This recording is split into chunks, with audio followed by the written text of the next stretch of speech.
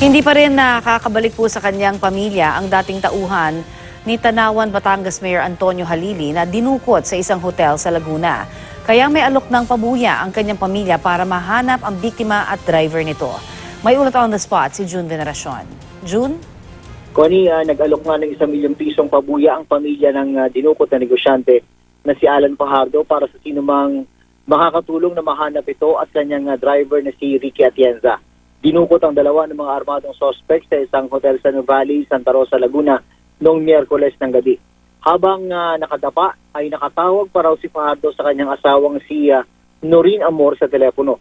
Takot na takot daw ang boses ni Fajardo at sinabi sa kanyang asawa na maraming pulis sa hotel. Pagkatapos noon ay naputol na ang tawag. Umiiyak na humarap sa media si Noreen Amor. Nagmamakaawa na tulungan silang mahanap ang kanyang asawa. Bilang dating anti-crime chief ng pinaslang na mayor ng Tanawan, Batangas na si Antonio Halili, marami raw nakaaway si Fajardo sa kanilang kampanya kontra droga. Hindi raw tumigil ang mga banta sa kanyang buhay, sabi ng asawang si Noreen.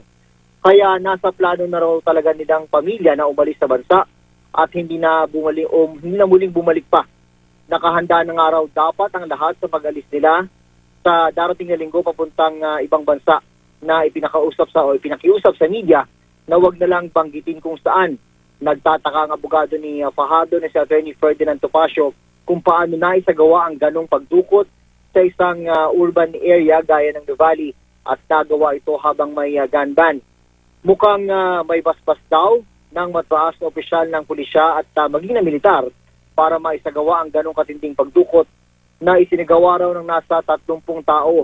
Nilinaw ng kampo ni Fajardo na hindi sangkot sa iligal na gawain ng biktima at hindi rin daw ito sangkot sa droga. Minsan nang nailagay sa drug matrix ng pulisya si Fajardo. Sa mga merong impormasyon tungkol kay Fajardo, pwede kayong tumawag sa NBI sa mga numerong 525-0445 o 523-8231 local 045. Connie? Maraming salamat, June Veneracion.